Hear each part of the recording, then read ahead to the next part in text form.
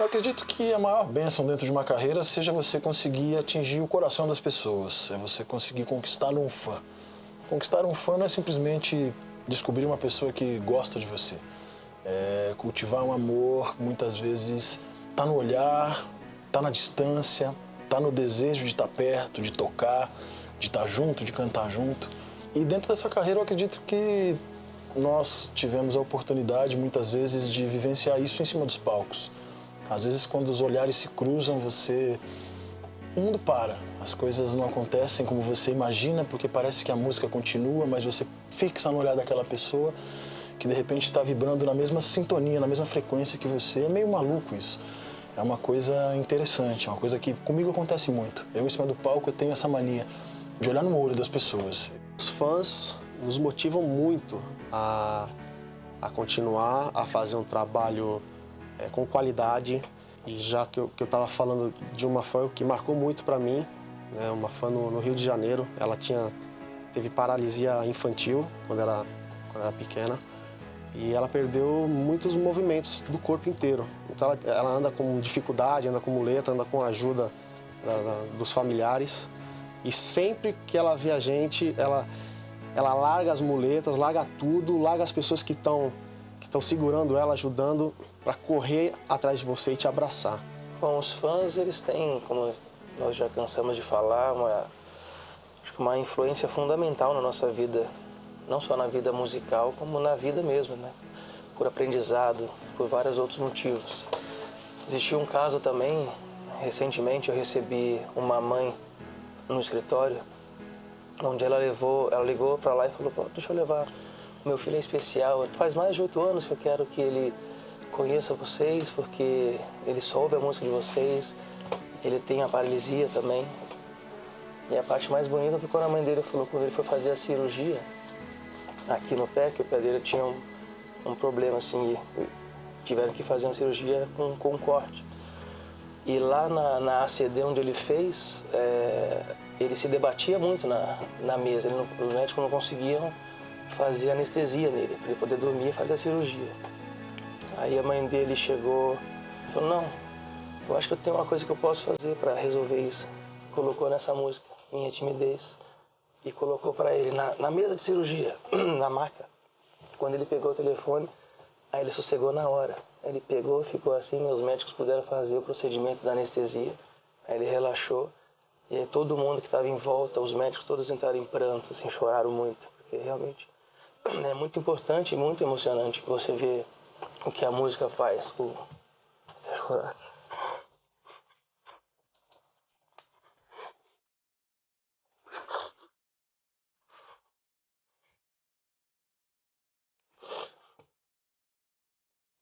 Isso faz quando você vira pai.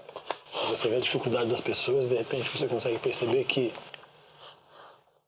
tão frágeis, tão desprotegidos e que a missão continua a cada dia de você tanto estender a mão para essas pessoas que precisam de você, quanto as pessoas que gostam de graça de você. E agora o cara é pai, né?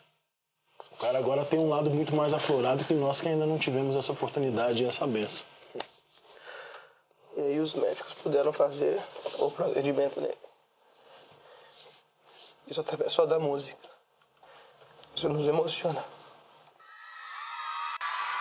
Às vezes no dia a dia do nosso trabalho, a gente acaba não prestando atenção ou tendo ideia dos perigos que a gente corre nas estradas, nos céus, em vários lugares.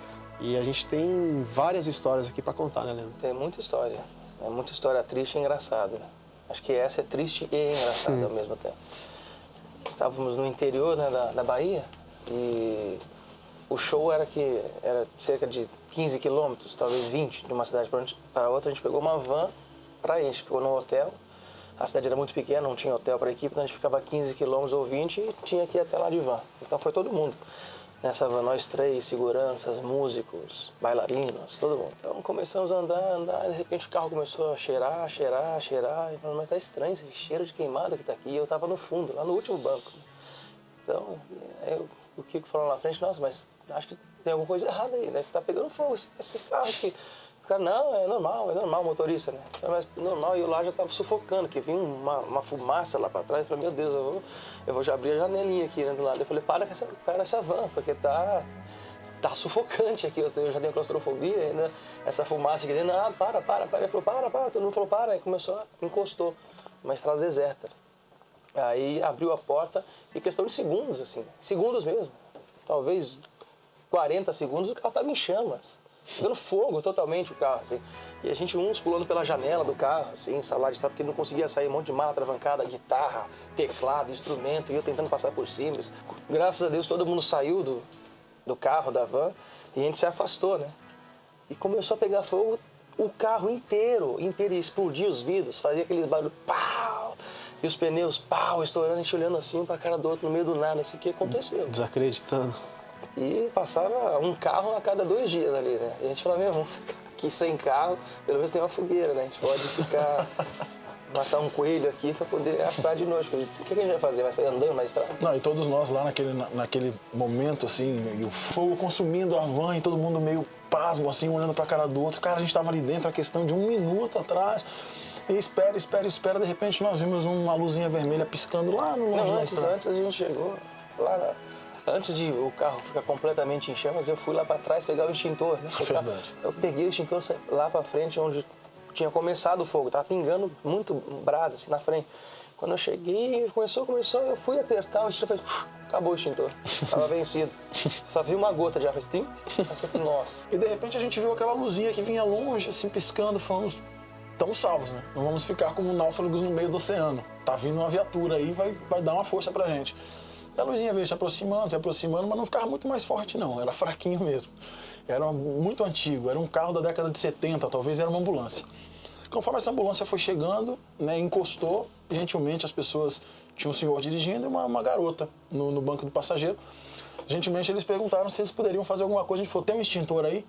Não sei porque a gente queria apagar aquele incêndio também, mas a gente pediu o extintor, pegamos, a hora que a gente pegou o extintor da ambulância também estava vencido, não tinha nada lá dentro.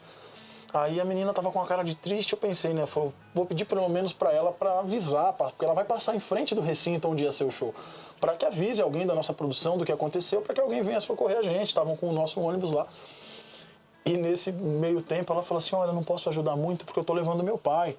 Eu falei, entendo, não, por favor, então vai lá, a gente fica aqui, mas obrigado por terem parado e tal. E a gente crente que ela estava correndo com o pai na ambulância para socorrer, um clima e tal.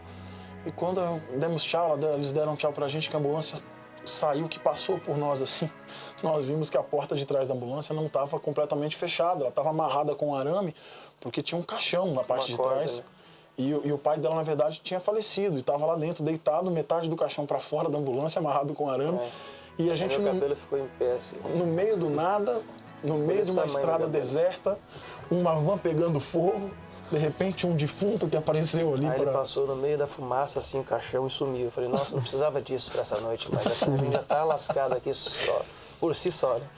Mas no final deu tudo certo, a gente acabou, conseguiram avisar a equipe de lá, vieram nos resgatar, a gente foi até lá, fizemos o show, foi um sucesso, mas essa história a gente leva, né, engraçada e triste. A ideia desse DVD, na verdade, era gravar 3 clipes.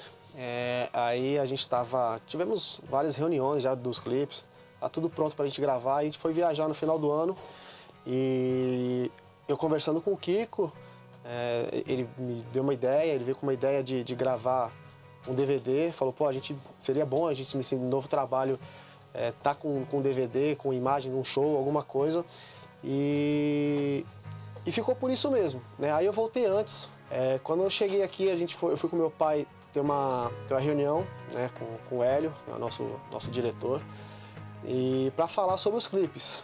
Então, no meio da conversa eu joguei para ele, falei, pô, o que você acha da gente gravar um DVD, um show ao vivo?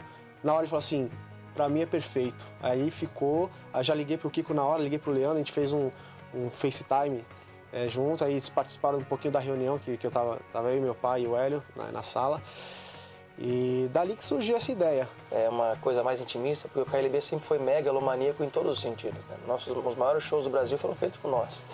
Então, eu acho que nesse momento, era extremamente importante a gente poder fazer uma coisa musical, passar nós como músicos para as pessoas que mesmo após 14 anos, muitos ainda insistem em não entender que só nós tocamos todos os instrumentos, só nós compomos todas as canções, praticamente todas, só nós mixamos, produzimos e fazemos tudo, e não foi diferente nesse show.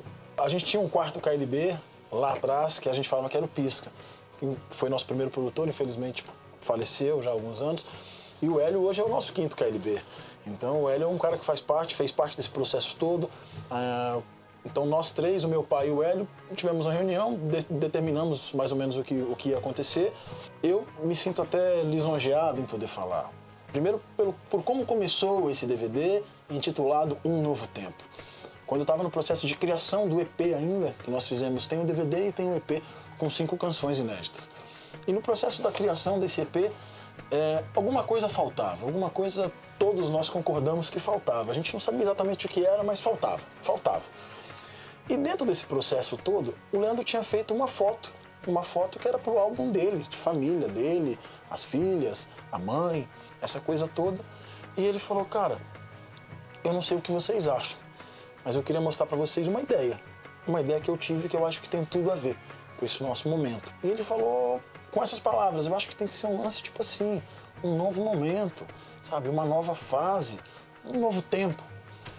Quando ele falou um novo tempo, aquilo bateu na minha cabeça, eu falei, tá aí, é isso que está faltando. E como em alguns momentos da minha vida, eu acredito que essa possibilidade de compor, de escrever, é algo mágico. E acredito que foi mais uma bênção que eu recebi e escrevi essa canção, intitulada Um Novo Tempo, que eu fiz pensando nas minhas sobrinhas, filhas do Leandro, Maia e Kiara, que na verdade não retrata as duas meninas, mas retrata o mundo como um todo, as violências, os problemas, enfim, as alegrias, de repente um novo momento, uma nova esperança. E tudo isso se retratou numa canção e que no final, uma das nossas reuniões, a gente chegou à conclusão que faltava ainda mais uma coisa, que era uma locução.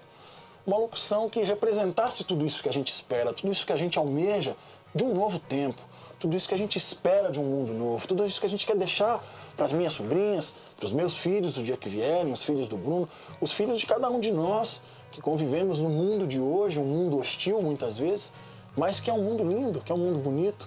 E por que não construir um novo tempo? E aí eu fiz um texto. E nós chamamos um cara que fez parte da nossa infância. Aliás, da infância e da história de muita gente, através da voz. Assim como Deus nos abençoou com a música para que a gente pudesse tocar as pessoas, tem algumas pessoas que são abençoadas com as suas próprias vozes. E esse cara foi de uma importância fundamental.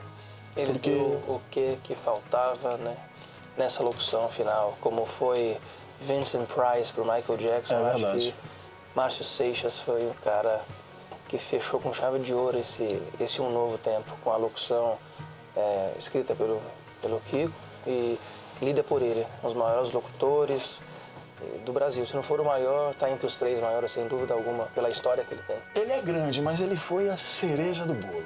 E acho que foi muito importante. Espero que vocês gostem.